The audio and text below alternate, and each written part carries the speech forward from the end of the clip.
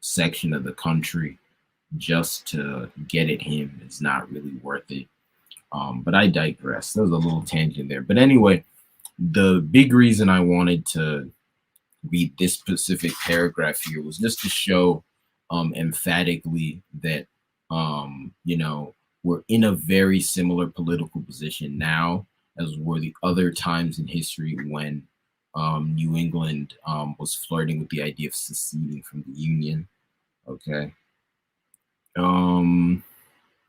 But anyway, now onto the Puritans, because as I was saying before, for anyone who just started watching now, the Puritans are the ones who run New England, and basically they start to flirt with secession anytime they don't get to dominate everything, because that is just what they want to do. So here we go. Let's read this. Since the mid-17th century, New Englanders have had a sense of being part of a distinct nature. The early Puritans who colonized eastern Massachusetts in the 1630s and would bring most of the region under their effective control by that century's end believed themselves to be a chosen people tasked by a Calvinist God to create a more perfect society in the New England wilderness. They were to accomplish this task collectively through public institutions controlled at the local level: the town meeting, the meeting house, the taxpayer-financed public school, which imbued Yankee culture with a greater faith in the possibility of beneficent government than was present in other American regions. Their ideology prioritized the good of the community over the freedom of the individual, which by the Revolutionary period had created one of the transatlantic world's most literate and egalitarian societies, right? So what does that mean? He obviously, because he's politically allied with the Puritans, the author that is, he kind of sanitizes what they were doing and what they thought. But essentially what this tells us is that the Puritans came to the US to colonize everyone, and they wanted to be the sole rulers of their country and of their society. And they wanted to place themselves even above the other white tribes that came. So that's what this says. All that stuff about bringing the region under their effective control and, believing themselves to be a chosen people. This is nothing but a racial supremacist ideology. And that ideology manifested in their political actions and still does up to the present day, because, again, contrary to popular belief, Puritans did not disappear. They are still around. They're just a lineage. People of that lineage are very much still around and run the United States and, by extension, the entire world, right? So anyway, here's another key. I think this is really a more key paragraph to showing what I was saying about the New Englanders thinking it's their way or the highway, right? Many New Englanders made the mistake of assuming the rest of the British American colonies were like their own. They decidedly were not.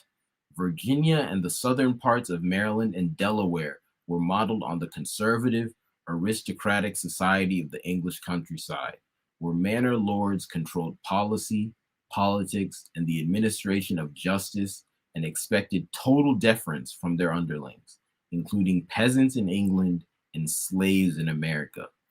The Carolinas, Georgia, and the Caribbean colonies were despotic oligarchies, where armies of enslaved people were worked to death to maximize private profits from sugar, rice, and cotton. The Dutch settled area around New York City was commercial, tolerant, and ribald. For those of you who don't know, ribald just means like really quote unquote crass or obscene, especially in regards to sexuality. So all that means is that, the Puritans, because if you even just think of the word Puritan, how it's used commonly today, people are very conservative, especially in matters of that nature. Whereas in New York, they're more open with that.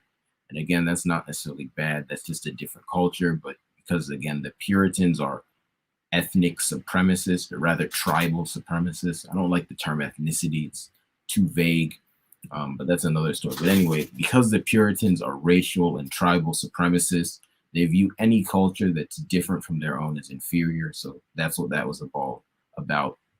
Anyway, so New York was commercial, tolerant, and ribald, and the Appalachian backcountry was dominated by Scots-Irish, warrior peoples whose cultural experience led them to distrust government and authority of all kinds. The differences between these regions and the areas each of them later colonized remain. So, bam, that shows you the crux of the thing right there. The New Englanders, he again using whitewashing language. He said that the New Englanders were wrongly assuming that the rest of the British American colonies were like their own. That's not true. They knew they weren't like them. They just wanted to dominate them without any pushback. But at certain points in history, they got more pushback than they anticipated, became harder. So then they thought, okay, let's maybe take a different tactic and secede. So that's why they flirt with that idea. And that dance has basically been happening for all of American history, right?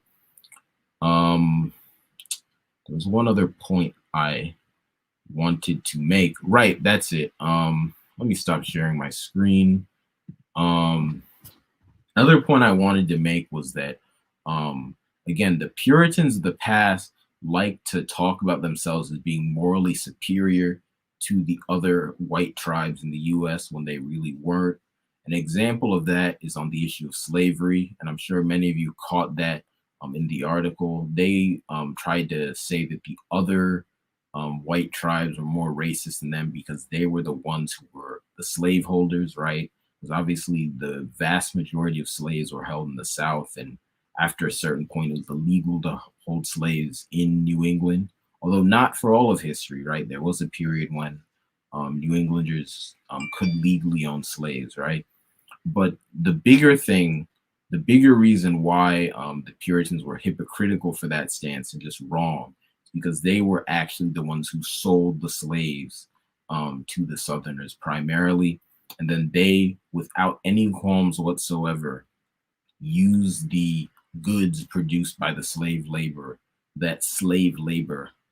rather, in their factories that they ran up north. So they were not opposed to slavery. They just didn't want to get their hands dirty by administering, or rather, I guess you could say, owning the slaves themselves. They just wanted to sell the slaves to other people and then take the resources made by slave labor.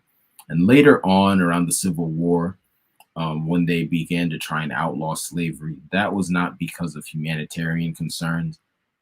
They just thought that slavery was no longer economically beneficial, so they wanted to phase it out. And then the Southern slaveholders disagreed. So that's part of why that fight happened, right? Not all of it, right? The American Civil War actually wasn't about slavery at its core. It was just a tribal dispute. Slavery was just one issue they disagreed on, but that's another story. But anyway, the bottom line, right, is that the Puritans, were hypocritical when it came to the issue of slavery and racism. Another thing is this idea of having an egalitarian society, right? In the article, it noted that the Southern planters were very big on having an outwardly aristocratic society where people from like lower white tribes, so-called peasants, would openly acknowledge them to be superior, or slaves would do the same, whereas in New England, that wasn't done. However, the difference is that in New England, it was a much more tribally homogenous society because the Puritans don't like non-Puritans to live near them, right? So the whole reason that, the whites in the South bothered to outline all these various codes and caste system is because they knew that people of different groups, whether they be other white tribes or just non-whites, would be living among them. And they actually kind of welcomed this idea because they wanted to use these people's labor, and they wanted to be hands-on with their administration of that slavery and servitude. Whereas in New England, the Puritans very much have a not in my backyard approach. So if they view you as inferior, they just won't even let you move into the neighborhood or the state.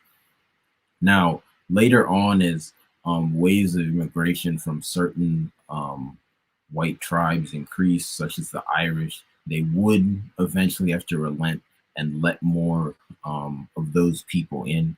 But again, if you go to New England even today, there is segregation by neighborhood. So now people would just call them rich whites or Mayflower families, old money families, whatever. But those people live in different parts of town than, Irish people, Jewish people, right? Even the rich ones. And then on top of that, they do discriminate against non-Puritans in terms of economics and also day-to-day interactions. They're just quiet about it. Because the Puritans thing is, if we're going to discriminate against you, we're going to lie to you and make you think it's not happening.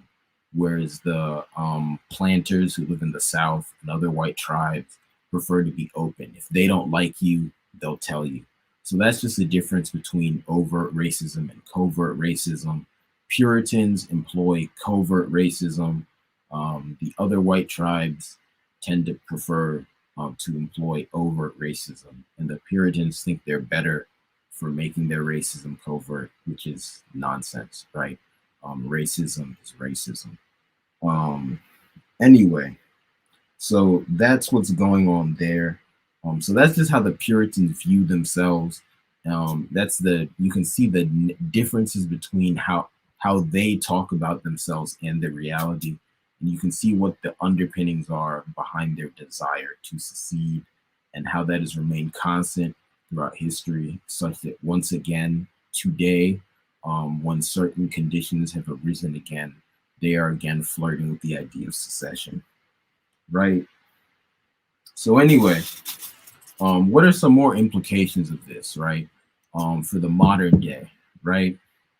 So again, the first thing I want to bring up is what would happen if the Puritans actually did secede, right? If they actually took New England out of the Union. I think the first thing we have to establish is that, as I alluded to before, just as in the past, the Puritans didn't actually want to secede. That was not their number one option. Still today, secession from the United States, and really that would be the dissolution of the United States, because quite frankly, the Puritans run the U.S.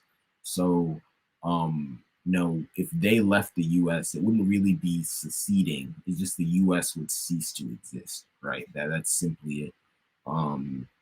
Even if some of the other white tribes decided to name their independent political structures the U.S., it would be a different entity. It just wouldn't be the same thing, because at the end of the day, the U.S. was founded by Puritans to advance the Puritan agenda. They only let other people in to use them for their own purposes. Point blank, period. Right? Yeah. So anyway, right? So if the Puritans, decided to form a nation independent of other groups, other regions, to make New England its own country and dissolve the U.S., to secede from the U.S., which again, as I've noted, is their backup option. That's not their number one option, right? What would happen? Firstly, this doesn't mean that they would cease to dominate other tribes or cease to attempt to dominate other tribes and races, right? because that is their MO. It's deeply ingrained in them. Um, the first way this we could see this is that they would still dominate the other tribes in their region, right? Because now, due to centuries of immigration, the Puritans are actually a minority even in New England, but they rule as a minority, and they would continue to do that. There's actually, well, I was looking for the thumbnail for this video. I found a very good map. Let me see if I can find it. First, let me put the article in the chat. Um,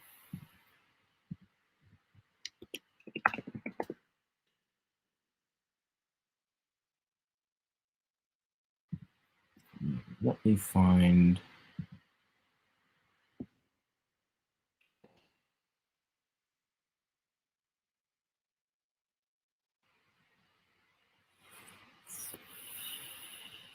Here we go.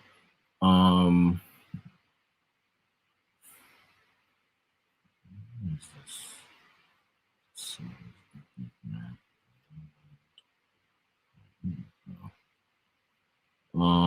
Let's share the screen.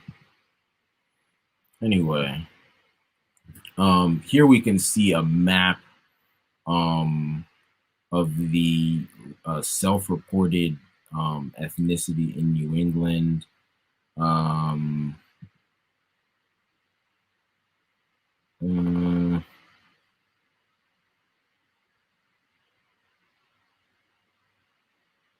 yeah.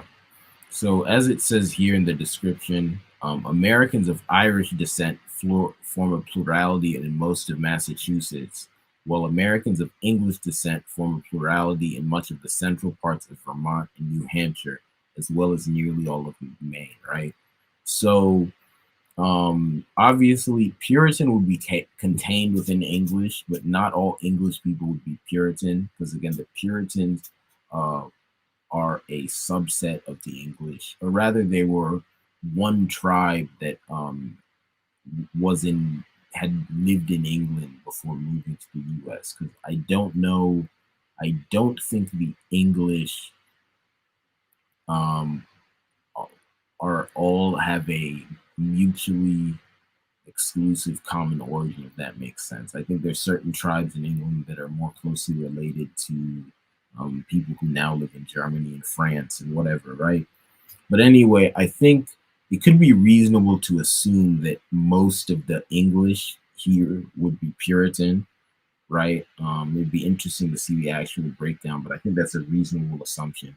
But even if one were to assume that, again, the Irish form a plurality, and then you have a lot of French, you have some Italian down in this looks like Connecticut, and also Rhode Island. You even have some Portuguese in this southeastern part of Massachusetts, right? Um, so clearly, the Puritans are probably a minority in New England. If there are, my majority would be slim, right? So they don't have the tribally homogenous state, or they couldn't have the tribally homogenous state. Rather, they would desire if they were to break away New England. Um, so in order to, dominate, they would still have to oppress these other tribes, and they would continue to do that. That would be the same. I think the only difference might be that some of these other groups, like the Irish and the French, and some other English tribes, might intensify their fight against the Puritans, just because they would no longer be distracted by general U.S. politics, because oftentimes because the Puritans have brainwashed, um, large numbers, probably the majority, really the vast majority of these people from these other white tribes, into thinking that they're on the same side, at least to a large extent, through the ideology of liberalism and leftism, which not exactly the same thing, but there's overlap, right? That's another subject. But anyway, long story short, through putting out those ideologies, um, these lower tribes think they're in some sort of community with the Puritans. And even though they're not completely fooled, right? Because if you go down at the local level, they will talk about, you know, they won't use the language of tribe primarily.